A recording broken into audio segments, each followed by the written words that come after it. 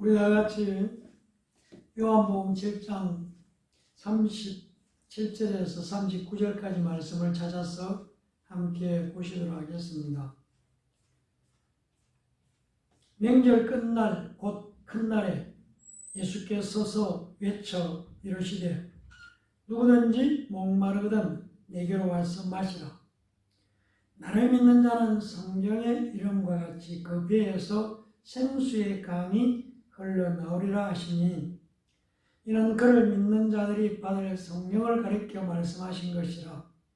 예수께서 아직 영광을 받지 아니하셨으므로 성령이 아직 그들에게 계시지 아니하시더라. 아멘.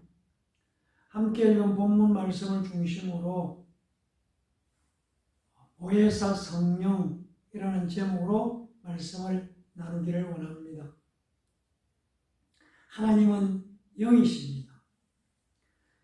인간은 아무도 하나님을 볼 수 없기 때문에 요한복음 1장 18절을 보면은 본래 하나님을 본 사람이 없다. 그리고 또 요한 1서 4장 12절 말씀도 어느 때나 하나님을 본 사람이 없으되 라고 말씀하고 있습니다.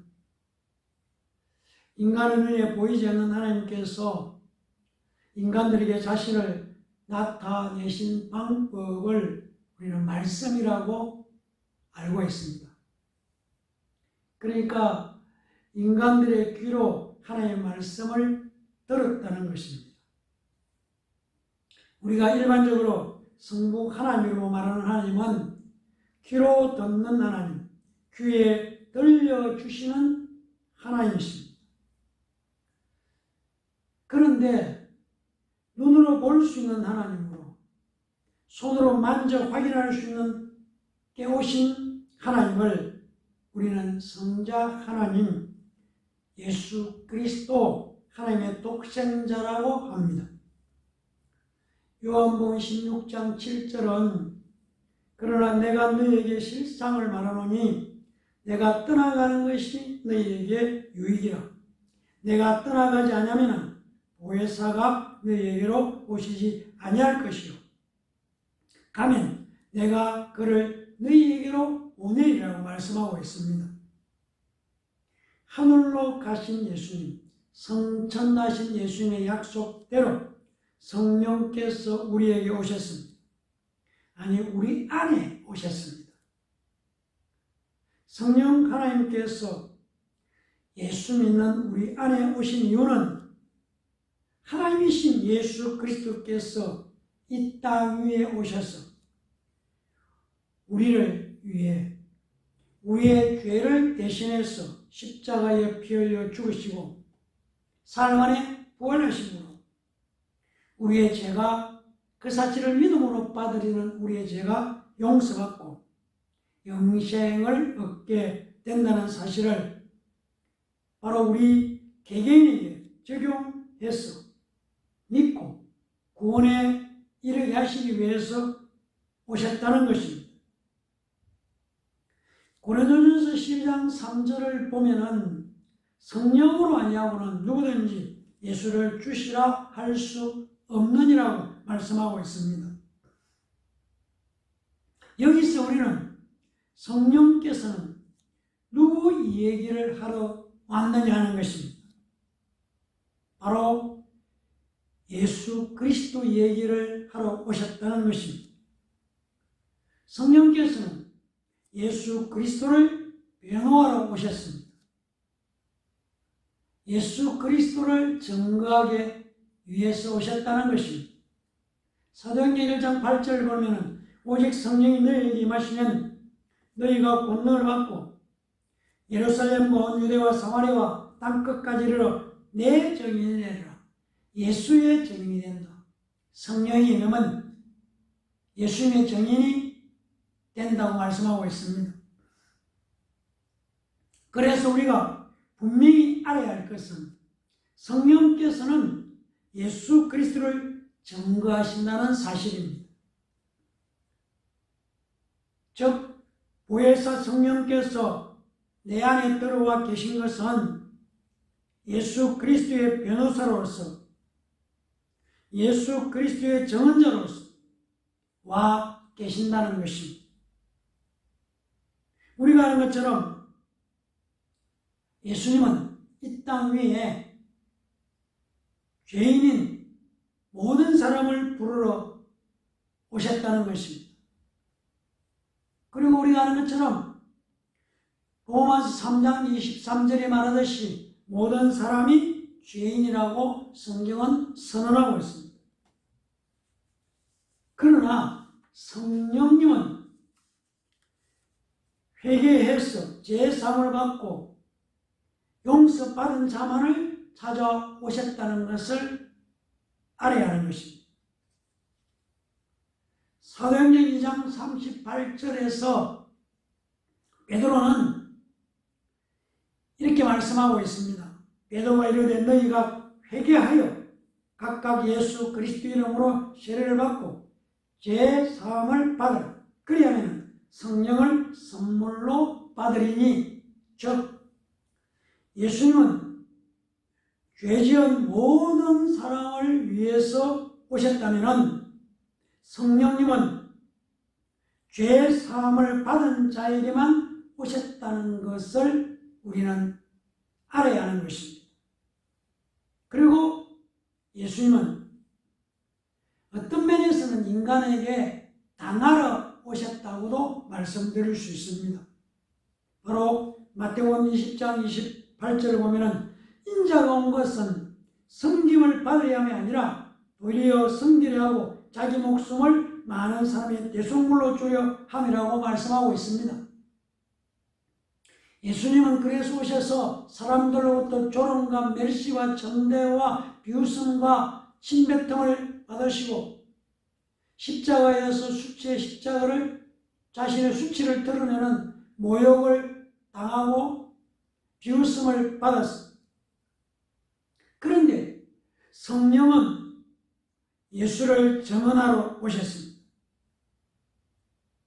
다르게 말씀드리면 성령은 성령님을 환영하는 영혼 속에 죄 용서를 받은 영혼에 들어오기를 원하신다는 것입니다. 그래서 성령님은 내가 마음의 문을 여는 분량만큼 역사하신다는 것입니다. 예수 그리스도는 온 인류를 찾아오셨다면 성령님은 예수 믿고 구원받은 영혼, 죄를 용서받고 깨끗해진 영혼에 찾아오셨다는 것입니다. 예수님은 인간의 죄를 담당하러 오셨습니다. 인간의 반항과 저항이 있는 거역하는, 예수를 거역하는 거절하는 세상에 오셨습니다. 사랑하는 성도 여러분, 그러나 성령은 예수 그리스도께서 우리 죄를 위해 십자가에 피 흘려 죽으시고 부활하심으로 우리의 죄가 용서받았다고 예수를 나의 주 나의 하나님으로 믿는 자 안에 들어오신다는 사실을 반드시 아셔야 한다는 것입니다. 바로 성령님은 예수를 나의 구주로 고백하고 십자가의 예수, 부활의 예수를 믿는 자에게 오신다는 것을 다시 한번 우리가 깨닫기를 바랍니다. 우리가 함께 읽은 요한복음 7장 37절에 이렇게 말씀하고 있습니다. 명절 끝날 곧 큰날에 예수께서 서서 외쳐 이르시되 누구든지 목마르거든 내게로 와서 마시라고 말씀하고 있습니다. 명절 끝날은 구약 성경의 초막절의 끝날을 말하는 것인데, 이 바로 초막절에 이스라엘 백성들이 광야에서 물이 없어서 목말라서 헤맬 때에 바위 위에서 물이 솟아난 이적을 기념하는 행사가 바로 초막절 마지막 날에 있었습니다. 바로 이런 절기에 예수님께서는 사람들을 향하여 누구든지 목마르든 내게로 와서 마시라고 하시는 예수님의 말씀의 의미를 우리는 이해할 수가 있습니다. 반석에서 나오는 물은 목마를 때가 있지만 영원한 생수 되시는 예수 그리스도를 우리의 구주로 영접하는 자에게는 영원한 생명이 보장된다는 말씀이 바로 예수님의 말씀이라는 것입니다. 예수님이 바로 영원히 목마르지 않은 생수시라는 것을 우리는 믿으시기를 바랍니다. 38절은 나를 믿는 자는 성경의 이름과 같이 그 배에서 생수의 강이 흘러나오리라고 하십니다. 그 배에서 생수의 강이 흘러나오리라. 여기서 생수의 강이 무엇인지 아는 것은 간단합니다.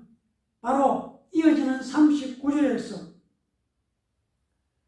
생수는 바로 예수를 믿는 자들과를 성령을 가리켜 말씀하신 것이라고 설명해 주고 있기 때문입니다.